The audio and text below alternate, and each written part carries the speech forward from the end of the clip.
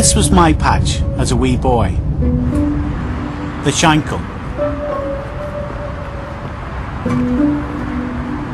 I won't be the only person from round here who resents the name of the Shankill being welded to the worst gang of serial killers in British history. A gang that gruesomely lived up to their name. The Shankill Butchers. It shamed the Shankill community. It shamed it. He was practically decapitated. I saw the body lying several yards up on the waste ground. Walked towards it. I knew it was another one. Had these victims been Protestants, this would never have been allowed to go on for as long as it did. In my opinion, they shouldn't have been called the Shankill Butchers. They were murdering thugs. That fact runs through thousands of pages of evidence. 40 years on, we've been given unique access to that evidence. And the man who caught the Shankill Butchers speaks publicly for the first time. We didn't go after Loyalist paramilitaries or Republican paramilitaries. We went after killers. There's one question that cries out from the evidence, as it does from the victims' families who've never spoken out before. How did the Shankill Butchers get away with it for so long?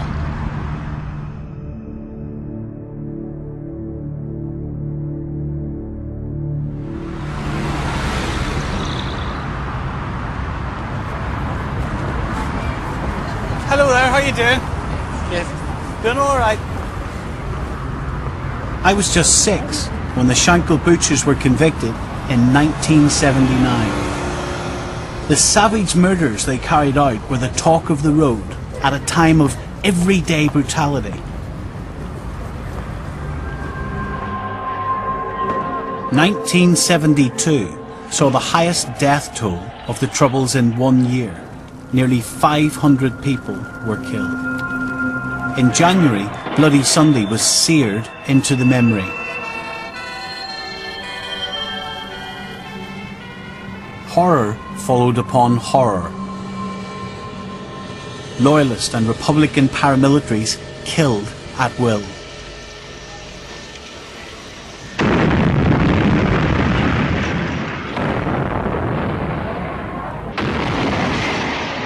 In July, 20 IRA bombs exploded in central Belfast in what became known as Bloody Friday. 9 were killed, 130 injured. Events like Bloody Friday, I think, was a big watershed. After that, the Troubles began to get more and more and more vicious.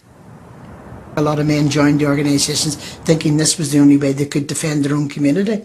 And I had friends who joined at that stage with that sole intention that if the IRA was going to blow up the bus stations and all, we better get ready for a war.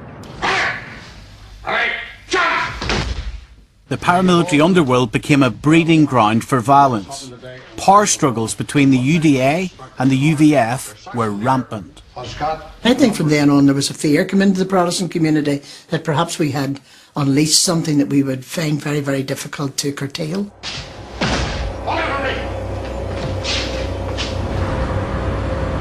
2 months after the Belfast bombings, a 32-year-old Protestant called William Edward Pavis was murdered in one such feud. The killer who shot him in the head in broad daylight was almost certainly this man, Lenny Murphy. How Murphy got away with it tells us a lot about the man who went on to mastermind the killings of the Shankill Butchers. Murphy was charged alongside his getaway driver, Mervyn Connor. He named Murphy as the killer. Amazingly, they were put on the same wing in Crumlin Road Jail. But just 2 months before the trial, Murphy's major accuser was dead, killed by cyanide. Beside him, an apparent suicide note. Now this is a copy of the note and it's never been made public before. To whom it may concern, during my time in prison I've done nothing but think what I've done to the fellow called and the name's redacted. We know Mervyn Connor is writing about Murphy. Here, on the day he was poisoned, he says naming Murphy as the killer was a lie he couldn't live with. The police conclusion? Murphy made sure he didn't have to. It was common knowledge that Murphy had been responsible for Connor's death. Common knowledge? A very, very extremely cunning man. Could adjust to any circumstances in which he found himself. Murphy probably threatened to kill him if he didn't do it. He was totally ruthless and sadistic. And if he had been involved in the murders that he was suspected of Pavis and Connors, and he would be capable of almost anything. In June 1973, Murphy was acquitted of the Pavis murder. For the next 2 years, Murphy built on his reputation for utter ruthlessness. He was just 23, but already he was thought to have murdered as many as 10 people. And he also set up his own unit. Its unofficial headquarters was here, Longbrook Avenue, right in the heart of the Shankill. Murphy recruited 3 henchmen, and they all had one thing in common: a deep-seated hatred of Catholics. 25-year-old Robert Baisher Bates was a petty criminal and had been in and out of Borstal throughout his childhood. 20-year-old Sam McAllister was another young offender with a reputation for violence. The third of Murphy's henchmen was 25-year-old William Moore. He drove a black taxi. He had also worked as a meat packer and had access to a set of butcher's knives. About 12 others passed through the gang, but these 3 members, Moore, McAllister and Bates, they were Lenny Murphy's hardcore. He controlled them absolutely. No one in the circle talked. The fear that he instilled in them made sure that they didn't talk. No one knew about their activities. No one was allowed in the Lawnbrook Club when they were discussing tactics. It was a completely closed shop. But being a player in the mainstream Loyalist underworld wasn't enough for Murphy. He was determined to unleash a level of sectarian savagery never before seen in Northern Ireland. Murphy was about to up the ante. Big time.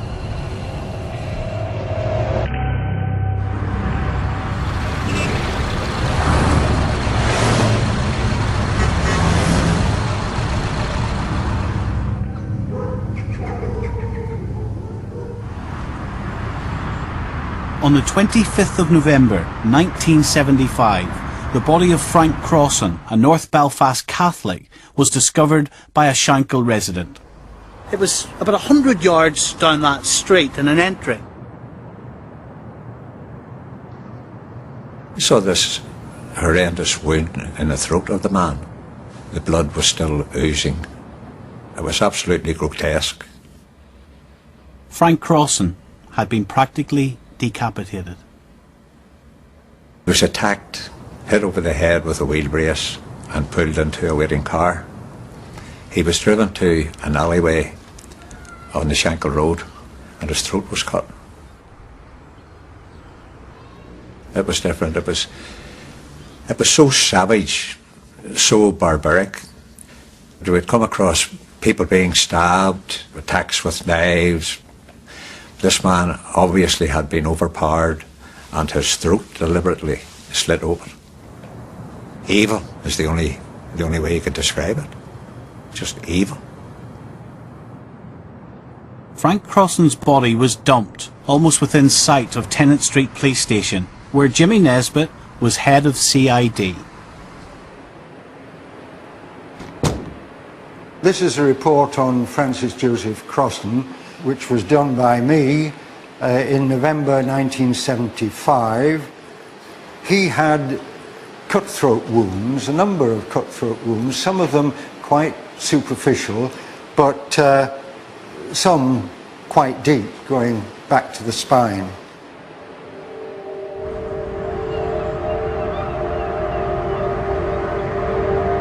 Frank Crossan was abducted from an area known as Millfield, at the back of what is now Castle Court Shopping Centre. A series of side streets and alleyways, Millfield gives a shortcut in and out of the city centre. We went through every possible line of inquiry.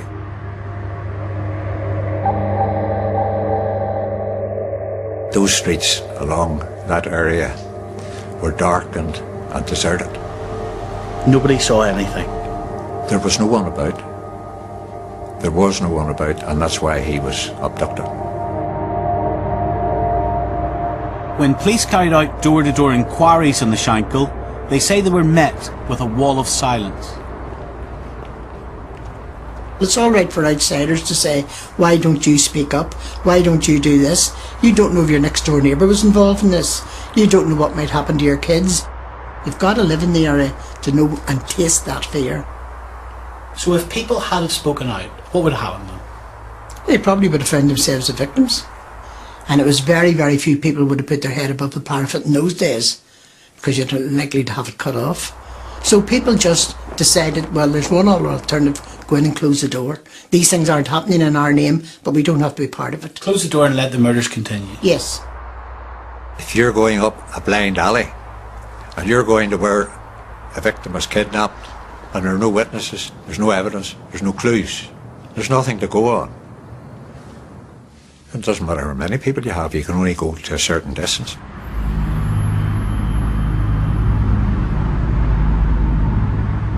Less than 2 months after Frank Crossan's murder, Ted McQuaid and his wife were walking home from a party in the north of the city. When they reached the bottom of the Cliftonville Road, the door of a vehicle swung open. A man jumped out and shot Ted McQuaid in the head. His wife could only watch as the murderers sped off into the night. But critically, she was able to tell the police the killers escaped in a black taxi. The police couldn't trace the taxi, and Ted McQuaid's murder was treated as just another sectarian killing. But there were similarities with Frank Crossan's murder. Two Catholics on their way home after a night out. Both within the same 1 mile radius of Millfield. And now a black taxi ferrying the gang. A pattern was emerging. North Belfast was a patchwork of Catholic and Protestant ghettos, some just 1 or 2 streets, creating dozens of interfaces and flashpoints. During the Troubles, more murders were investigated here than anywhere else in Northern Ireland. The patch covered right from North Street, right up the Shankill Road, up the Ballygomartin Road, up the Crumlin Road, right up to Lake O'Neill. It was an area of approximately 15 square miles, about 150,000 people.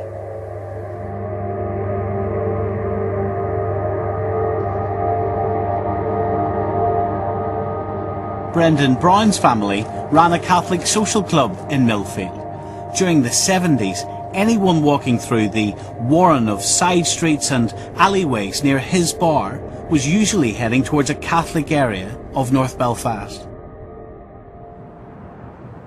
Protestants just wouldn't have walked around this district. So if you were wanting to kill a Catholic, it was very easy to identify one? Yeah, just anybody walking around here was a take. I was seen as a take, that's just the way it was. Thomas Quinn was the next Catholic to be abducted from Millfield. He'd been drinking in Brendan Brown's club the night he died. So on that night, what were your last memories of Thomas Quinn? Just if Tommy lived in the club, to go up home and shouting good night, tell him just the usual. Actually shouted good night, Ted, see you tomorrow, and that was it. Your brother at that stage was working for O'Kane's, Yes. undertakers around the corner, and picked Thomas Quinn's They had body the, up. they had the contract with the coroner for to pick anybody up who had died suddenly. And whenever he came back, we asked him, was there anybody we knew? He says, no, I've never seen the man before in my life. How did he not He recognise just, him? well, the man was mangled. The 55-year-old road sweeper was found at this spot. Much the worse for drink one evening, he was grabbed by the gang, bundled into a car and driven here to his death. I remember the body lying again, this pitiful looking man, with his throat cut. Cut in the same way? Yes. In the Thomas Quinn murder, along the route, there had been a noise heard of a heavy sounding engine, like a black taxi. So then began looking at who had black taxis and that sort of thing, a wide scale inquiry. But there were, I think, 700 or 800 black taxis operating in the area at that time. During the investigation, the police say William Moore's taxi was forensically tested at least once, but they found nothing. Do you think at that stage you're looking for one man? No, because obviously both men had been overpowered and taken to their place of execution, and one man couldn't have done that. And you're trying to find out in your own head, okay, who within my patch hates Catholics that much? A lot of people, unfortunately, at that stage. An awful lot of names who could kill someone in that such a brutal way. Well, there were hundreds of paramilitaries who resided in the area. Was Murphy or anyone like him remotely on the radar? He would have been on the radar, yeah. Why? Simply because, he was sort of a cunning boy. We knew he was in the UVF, but he very, very much kept a low profile.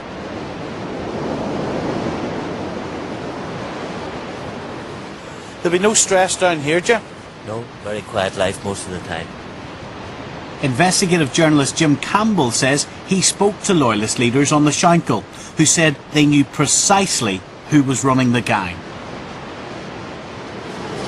Well, I'd started writing about the butcher gang back in I'd imagine it was the early 70s, even before a lot of people realised that there were serial killers on the loose. I was picking up reports about this man who they called a bloody psychopath. They, like many members of the local community, were frightened of him. Not perhaps of what he would do himself, but what he was capable of ordering others to do. This was Murphy? Murphy, Lenny Murphy. We couldn't publish Murphy's name at the time because we had no proof, just as the police at that time had no proof. But it was been named within journalistic circles, within loyalism. And within the police. And within the police. Oh yeah, the police would have known that Lenny Murphy was the leader of the gang. Is that what they're telling me, Jim? Well, it's amazing because most people on the Shankill Road knew Lenny Murphy, knew what he was up to, and lived in total fear of him.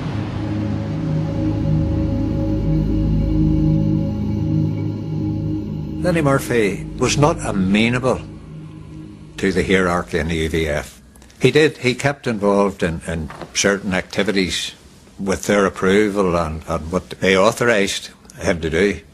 But when they moved into this cutthroat killings, they became almost a renegade breakaway group.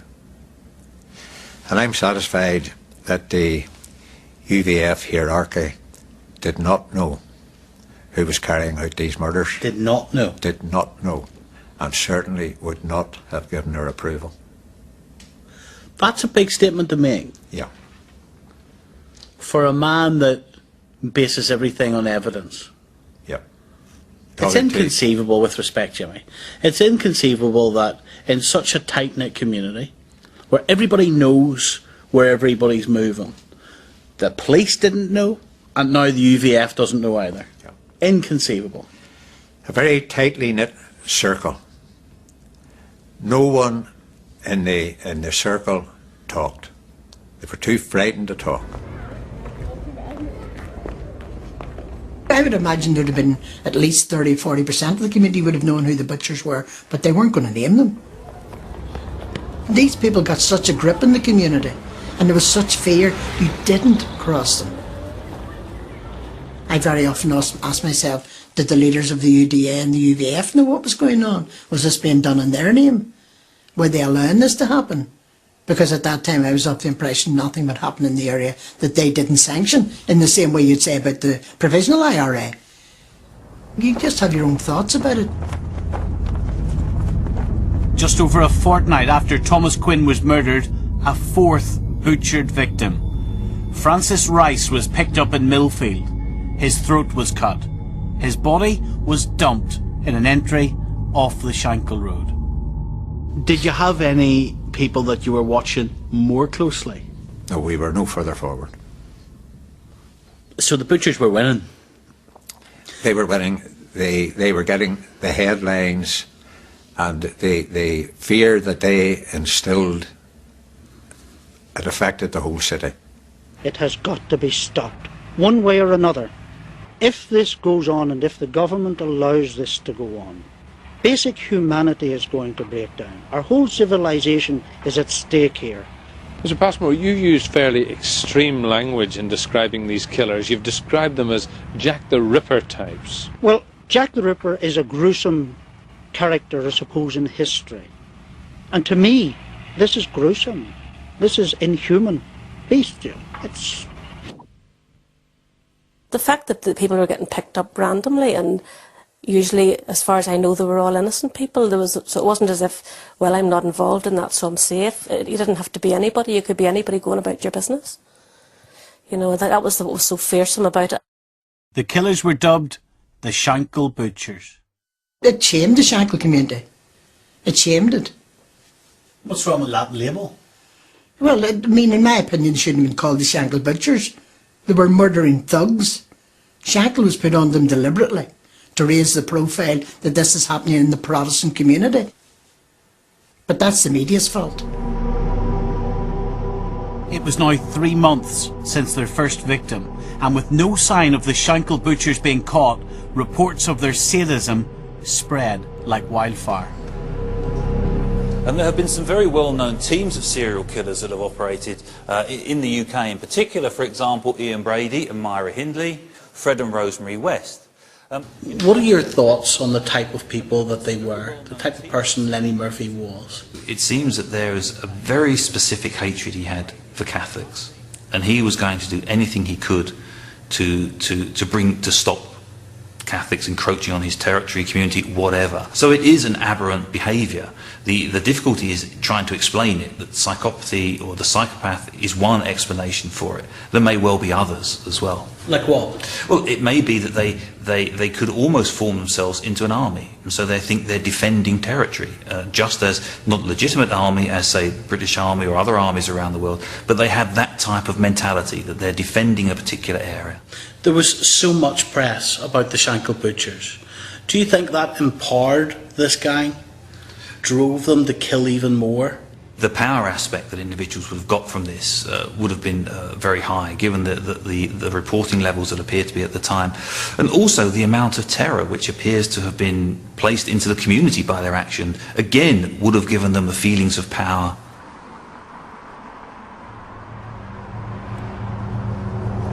With no sign of police catching the gang, on both sides of the community, fear intensified. People in North Belfast now dreaded having to go out. We never went anywhere. After it got dark, you never ever went anywhere on your own. It really was the most fearful time I've ever had in my life. When people did venture out, their greatest fear was of being approached by a black taxi. There was one night we came out, my brother got into the car and I went to lock a club up, and my brother shouted to me, "Quick, Brent, get into the effing car." And I jumped into the car, and as we were driving down the street, down at the far end down here, they had a young lad against the wall. The black taxi was sitting, you could just see the half of the taxi, the front half of it was up past the houses in Stephen Street. And my brothers told us later, one of them was shouting, "Take him up a Shankill and get the knives," and the other one was shouting, "Shoot the fiend bastard." whenever he heard the door banging and the car lights turning, he says he realised then that he wasn't his own, and that's when he made his break to run. Ask anybody from this district and they'll tell you they could have picked the butchers up at any stage. How come? They knew who they were. And they could have picked them up at any stage. People around here is of the opinion the butchers were allowed a free hand. And nobody will convince them of any different. Although taxis were heard, there were no number plates noticed. You know, the registration numbers weren't taken. It was just a black taxi.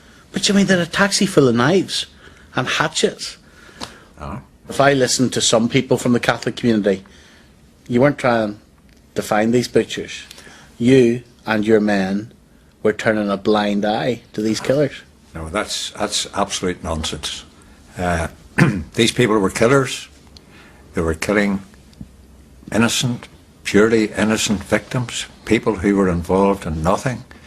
Brutality, savagery, horrific killings, and we wanted to catch them. And we put every effort that we could into catching them. But it didn't stop Catholics being killed. My understanding of it was that had these victims been Protestants, this would never have been allowed to go on for as long as it did. Basically, it said, you're like dogs on the street. You know, you're second-class citizens. You don't matter anyway. This is our country. And if we want to take somebody out and we want to cut them to pieces, well, sure, that's fine. We'll do that. We have done it. Look at us, we're getting away with it. Some people speculated that it might have suited the security forces to build up this tension within the two communities, because it certainly did build up terrible tension. Are you telling me that innocent Catholics were literally having their throats slit and the British establishment knew who was doing it? Yes, I firmly believe that. The RUC Special Branch, MI5 and military intelligence had infiltrated the IRA to the highest level. Do you mean to tell me that they weren't able to infiltrate the Shankill butchers? We tried everything possible to solve all murders, no matter by whom they were carried out. We didn't go after Loyalist paramilitaries or Republican paramilitaries. We went after killers. Jimmy Nesbitt insists no informants were able to penetrate the gang. He's equally adamant Murphy himself was not in any way controlled by police, army, or intelligence forces. That's utterly impossible. Well, impossible. You might not have known. I would have known. Murphy certainly was in no way being controlled by anyone. You would not have known. By the very nature of how they work, they wouldn't have told you. No, they wouldn't have told me. So how can you tell me it didn't happen? But I know from all the investigations over a period of months, all the rest of it, you can read people, you get to know people and that. And Murphy was not an informant type. He was out to commit murder. And he wasn't going to collaborate with the forces of law and order. Luckily for the police, Lenny Murphy was about to make his first mistake.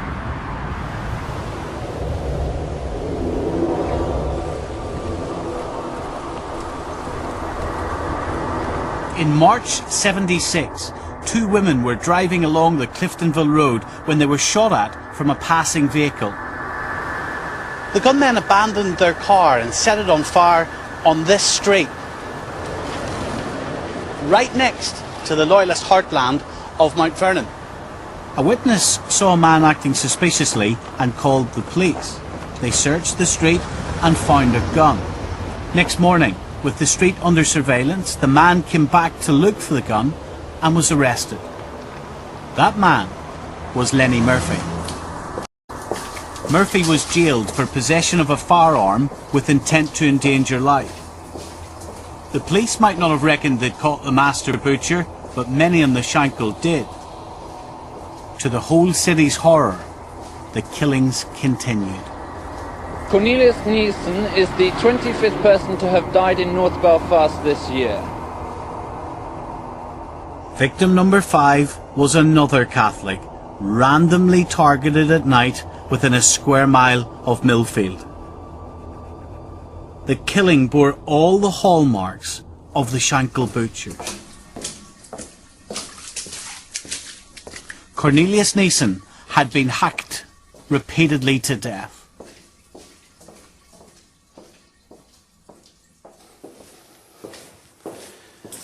Murphy remained in jail for 6 years. He might not have been physically out there on the streets, but he still called the shots. You see, he was determined that the killings would continue, so he directed them from his prison cell. And the man he called on to carry on the killing was William Moore. For the Shankill butchers, it was business as usual.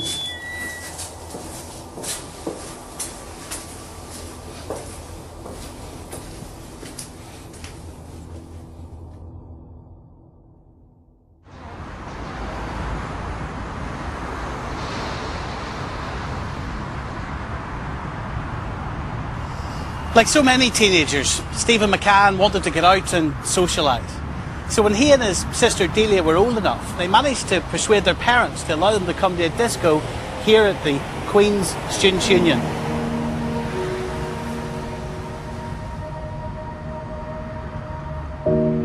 I can remember taking the bus and going with friends to it, and it was just very exciting to be there because it felt like you were joined into the proper nightlife now, you know, out in the city type of thing. He'd got all new clothes that day too, He'd get all new clothes, and I think and he was all looking forward to. That he had, and he was just bouncing. He was just looking forward, probably to going out for a good night out, you know. He was always in the middle of everything. Just was very, very, very popular guy, you know. And Delia, you were the last to see him. The last of the family, yeah. I could just remember talking to him in the Students' Union before he left. I had on a new duffel coat that he'd bought that week and a new shirt. And I think I admired him, and off he went to the party, and that was the last time I saw him. Got out of the car, saw the body lying several yards up on the waste ground, walked towards it, and knew it was another one. Stephen McCann was a schoolboy, murdered on his way home from a disco. His death had a profound effect on the youngsters around him. He died from the bullet wound of the head. That went into vital parts of the brain, and he wouldn't have survived that. The cutthroat wound was a contributory but less important factor. I woke up the following morning. I knew nothing about anything except that Sister Sheila and my Auntie Sheila was sitting at the edge of the bed when I woke up. I remember very, very well putting a football boot and just shouting, "Oh, is he okay?" Very casually. And she said, "Just stop, he's dead." And I was...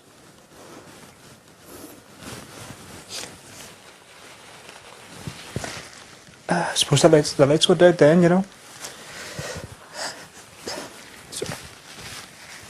No, I suppose it's just such a shocking thing to have happened. In some ways, I think I've never been able to bear to think about it.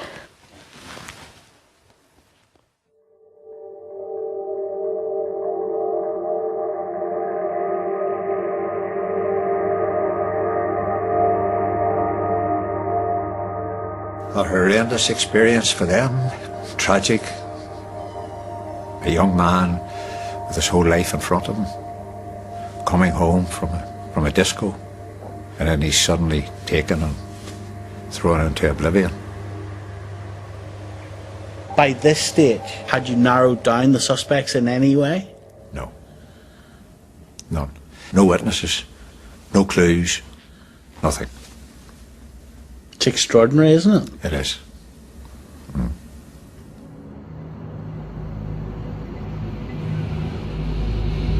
I was genuinely as shocked as anyone else when I suddenly read the accounts, and I thought, hang on a second, here are some people I know. This is not what they're doing. Psychologist Geoffrey Beattie was brought up in Ligoniel, a Protestant enclave in North Belfast. As a youngster, he was in a gang with Jim the Bomber Watt, who went on to become a peripheral member of the Shankill Butchers gang.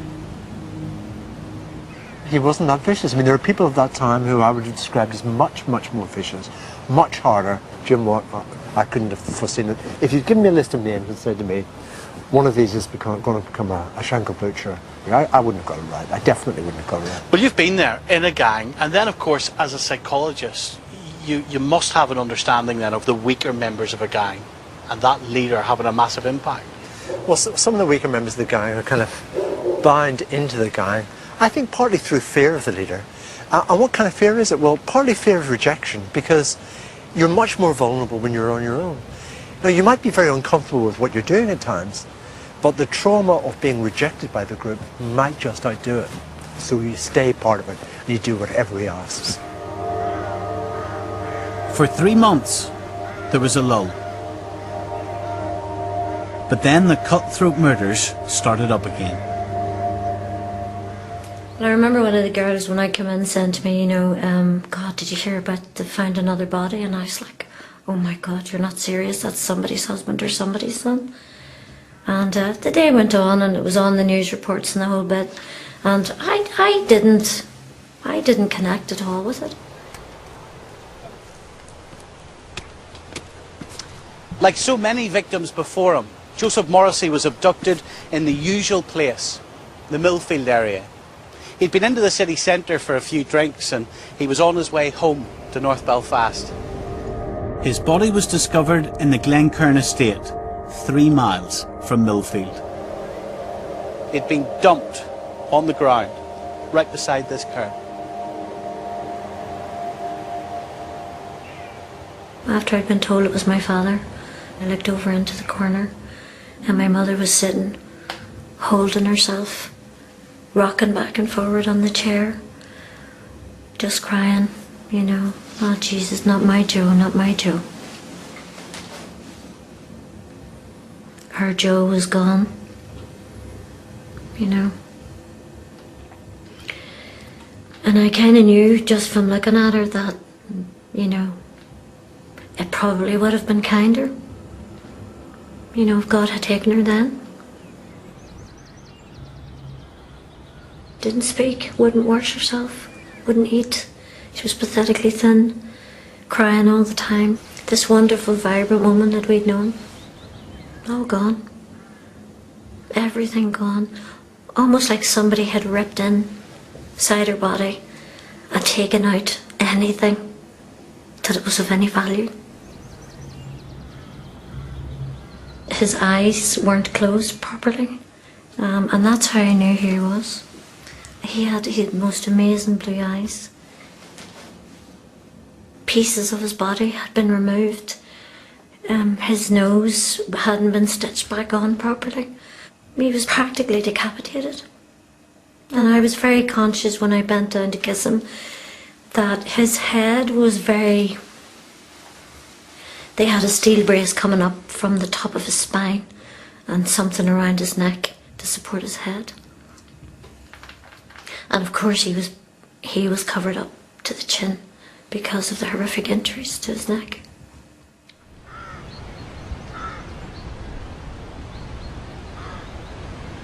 In March '77, Francis Cassidy became the latest cutthroat victim.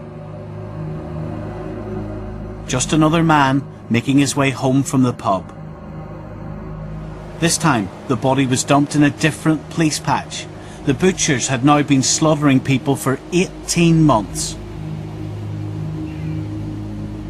And the police were still no closer to catching them. Just over a month later, though, detectives had a lead that was staring them in the face. A kidnapped victim of the Shankill Butchers survived to tell the tale. I was going up the Cliftonville Road, up home, and they stopped and told me that they were CID. They said to me that I was wanted in Tennant Street, so I automatically thought they were CID. So I went into the car with them.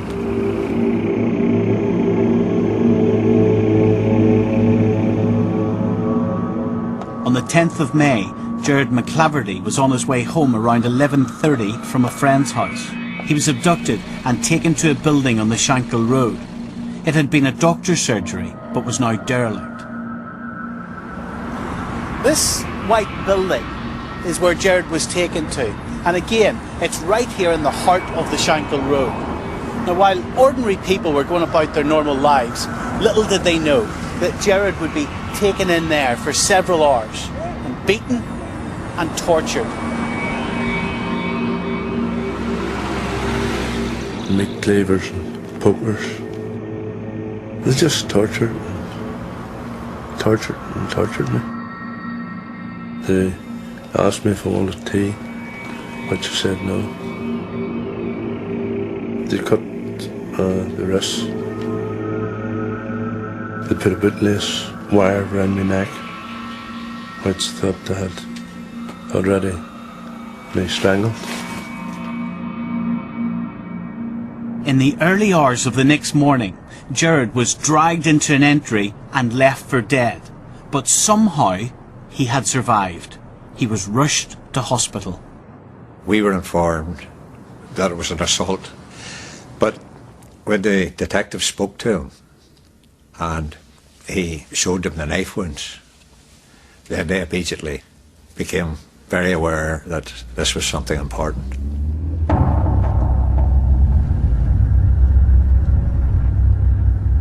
On the morning of the 18th of May 1977, we brought Gerard McLaughlin to this location here outside the BRA on the Cliftonville Road.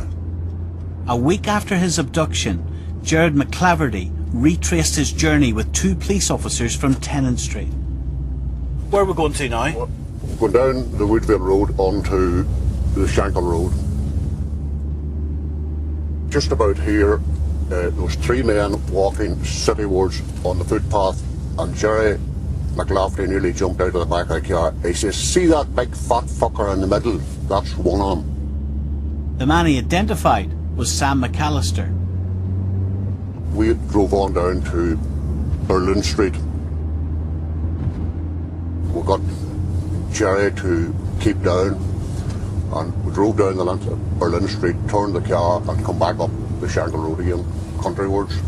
He thought he had seen the guy that had tried to kill him? Yes, he was quite excited about it. When we were coming back up, he says, "See that boy with the white trousers? That's another one of them." Well, we knew him to be a man called Benjamin Pretty Boy Edwards, so he identified two of them. When we were bringing Jerry back to Tennant Street police station, he said to us, "You see that big fat fucker?" When he was interrogating me, he rolled up a short sleeve and he says, "Look at that, you Fenian bastard, war wound." We knew then that if McAllister had a hole in his arm, that it was a very good identification. The police arrested McAllister at dawn the next morning, and when they checked his arms, sure enough, they found the scars of two wounds.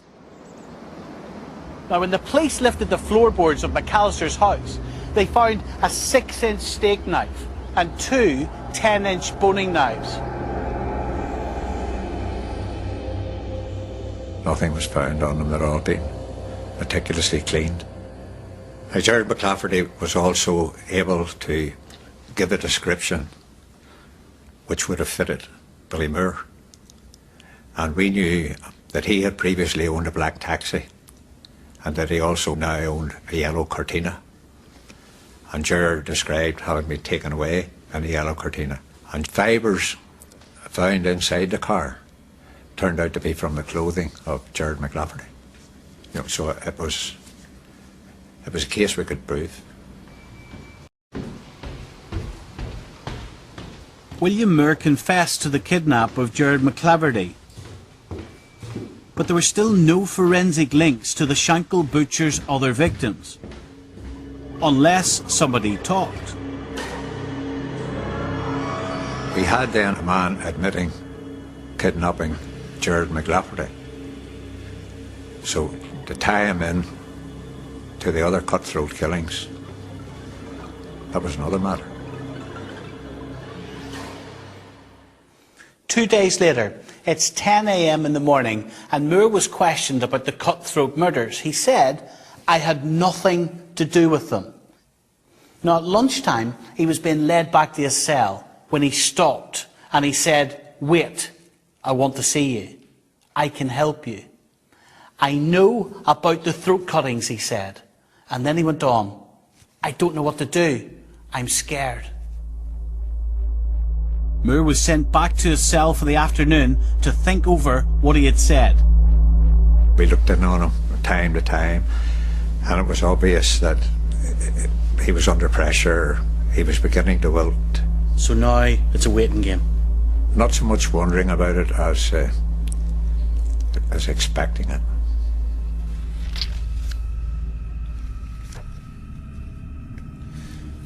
May 21st, 7:35 p.m.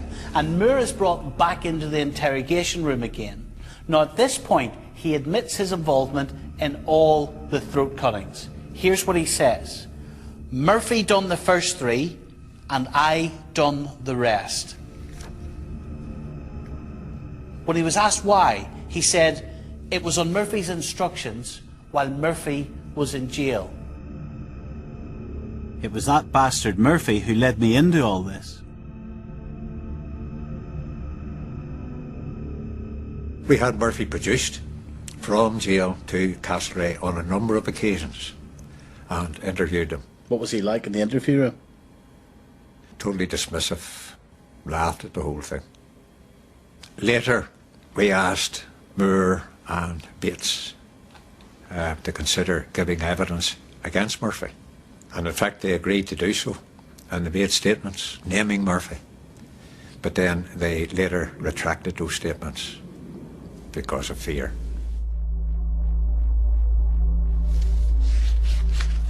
Moore, Bates and McAllister were quick to excuse their part in the murders. They said, "We decided to go and get chips. We couldn't find a chippy open. Somebody suggested we go and get a take.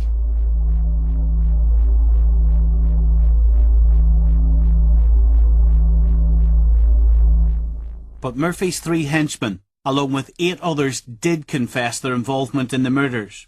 Over the next 2 years, they also confessed to their involvement in the killings of 11 other people, Catholics and Protestants. They shot 5 men in a bar. They murdered 2 Protestant lorrymen they thought were Catholics. They killed 3 men during Loyalist feuding. And they murdered a 10-year-old boy when they bombed an Easter parade. With 19 murders between them, they were at the time the most prolific serial killers in British history.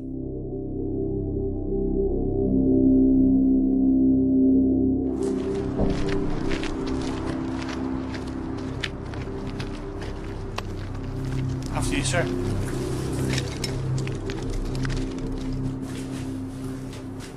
In February 1979, the Crumlin Road Courthouse in Belfast was packed to the rafters with the world's press to hear the sentences on the Shankill butchers.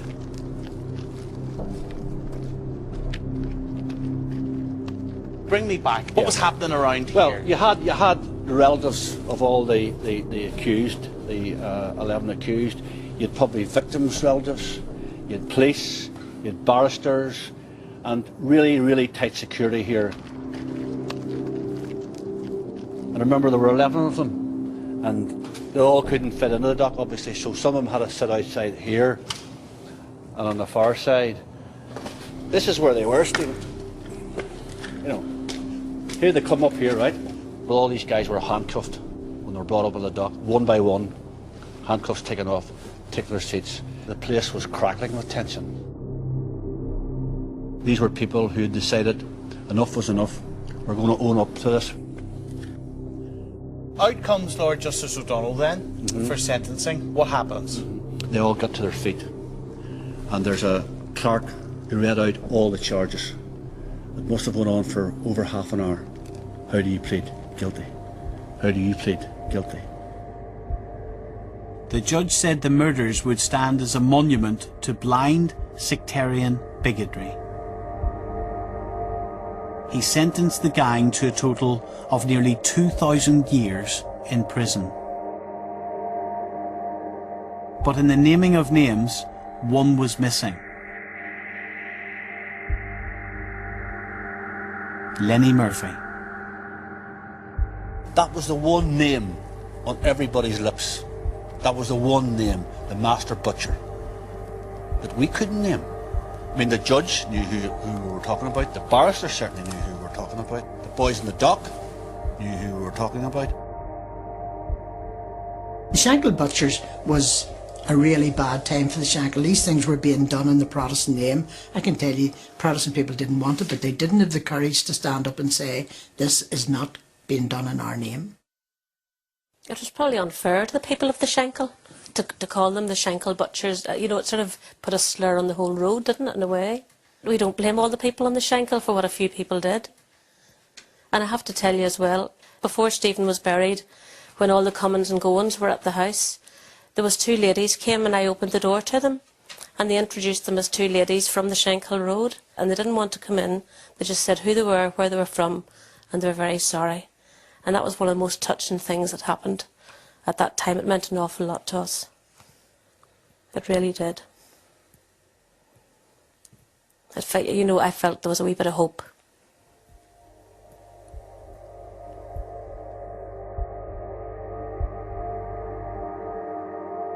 Three years after the trial, Murphy was released from jail.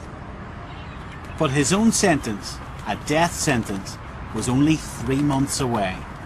In that time, he had become suspected of more murders. But in November 1982, murder caught up with Lenny Murphy. He was shot in Glencairn, the same estate where many of the butcher's victims were dumped. It was people from within Murphy's own constituency. People who were very well known in the Loyalist paramilitary underworld. They were the people who pointed the finger at Lenny Murphy. They were the people who gave the IRA government directions to his door. They told him where he would be at a certain time in the day, and that's how the IRA shot him.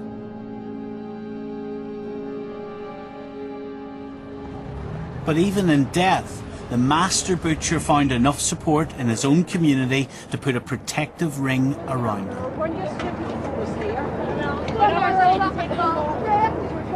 They're not getting any photos.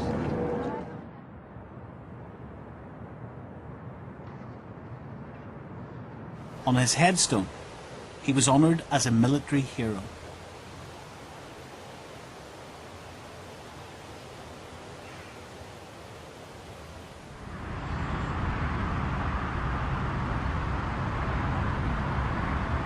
To this day, there are still some who would glorify the Shankill Butchers. In 1997, with the Good Friday Agreement less than a year away, more than 1,000 lined the streets for Robert Bates' funeral. On her way home from work, Charlotte Morrissey was caught up in the procession. I had to stay in my car for 2.5 hours, and there were huge wreaths. For me, it was like they were honouring some sort of a hero. You know, and is that what people really thought about the Shankill Butchers? Were they heroes? I found myself trapped in the car, unable to get out or speak. I can't tell you how I felt, but for me, the message was, you know, he was a hero. The man who cut my father to pieces and tortured him for 3 hours was a hero.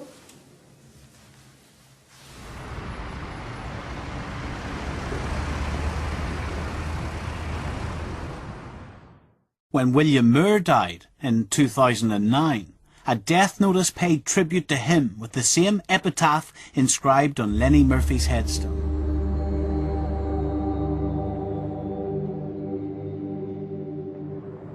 My father was a soldier. My father fought in 2 world wars. They were real heroes. Lenny Murphy wasn't a hero. He was a murdering thug who got away with the most atrocious murders. But that's not to say there isn't people in the Shankill who possibly look at him in a different light.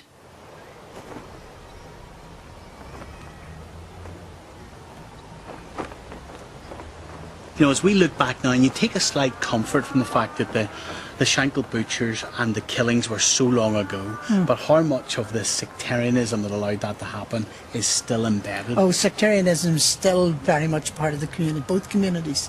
It's the cancer that we haven't dealt with. So when I ask you if you think that if something like the Shankill butchers could ever happen again, unless we actually really tackle sectarianism, the answer's got to be yes. Yes.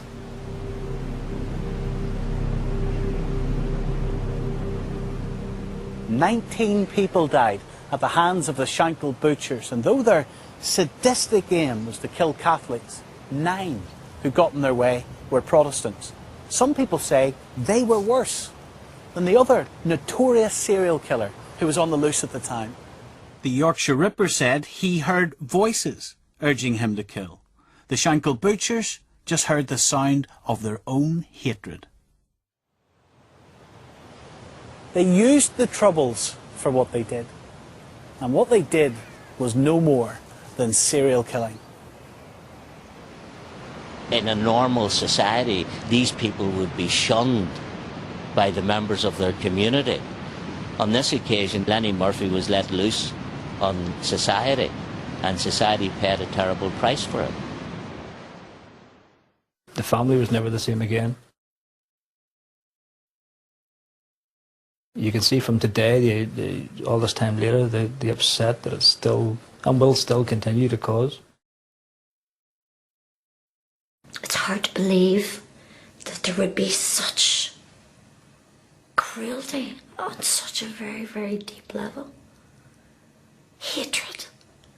Hatred because, what? I'm a Catholic? Because my father was a different religion? A good man, a hard-working man who brought up his children to be good human beings, and to take him and torture him and beat him and cut him and remove parts of his body. It's beyond my comprehension. It really is.